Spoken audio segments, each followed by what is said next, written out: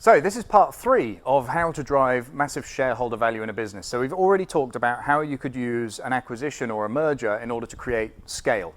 We then talked about having liquidity in your stock through using capital markets can then further increase the valuation. If this doesn't make an awful lot of sense to you, then obviously it will make a lot more sense after you've done the Harbour Club, where we run through specific case studies of deals like this that we've done.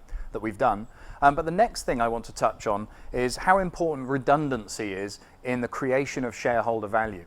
And I don't mean the redundancy of any of your staff, I mean your own redundancy. How do you take yourself out of the picture so that you're really selling your shares and not selling yourself?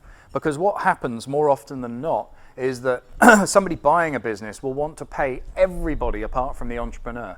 I've seen deals where, actually I had somebody come on the Harbour Club recently where they had a venture capital person who came in to buy 50% of the business. They then got an offer from another VC to buy the business for 18 million, and the deal was half cash, half shares.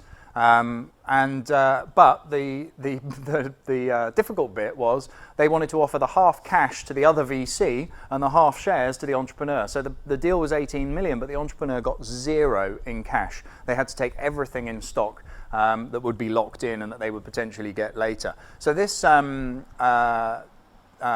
this being really heavily involved in the business is a blessing and a curse, but when it comes to selling the business, it's really a curse, because you'll have these golden handcuffs contracts, you'll have earnouts, you'll have all sorts of things that are basically designed to keep you poor and keep you hungry and keep you working in the business. So we want to make sure that we get you out of the business clean and with your wealth intact. So redundancy is a really important way to drive your shareholder value. And again, I'm a one-trick pony. The one-size-fits-all solution to this is a merger or an acquisition. Because actually, to make yourself redundant in a business through succession planning, so through finding somebody to come and work for your business, is notoriously difficult. And in fact, whenever I've tried it, it's never really worked properly. Employing an MD to take over your position never really works particularly well. So I believe the best place to find a person who's really good at running a business that looks like yours is to find a person who's running a business that looks like yours and merge with that business or acquire that business. Now, the great thing is that the ego clash that you normally get in a merger will dictate that they really want to be CEO. They really want to run it. So armed with the knowledge that I'm giving you, you can realize that actually if you just leave your ego at the door and you let them run it, you get the opportunity to sell the business with them in it.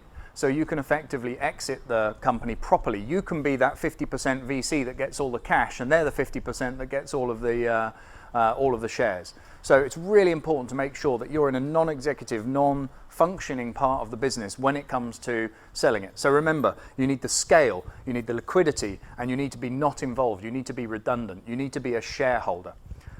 So thank you for tuning into this bit. Next time we're going to touch on the financial engineering that you can do. Thank you. Enjoyed this video? Grab your free PDF report about how to buy and sell companies for a living without having to use any capital or debt. Go now to harbourclubevents.com/report.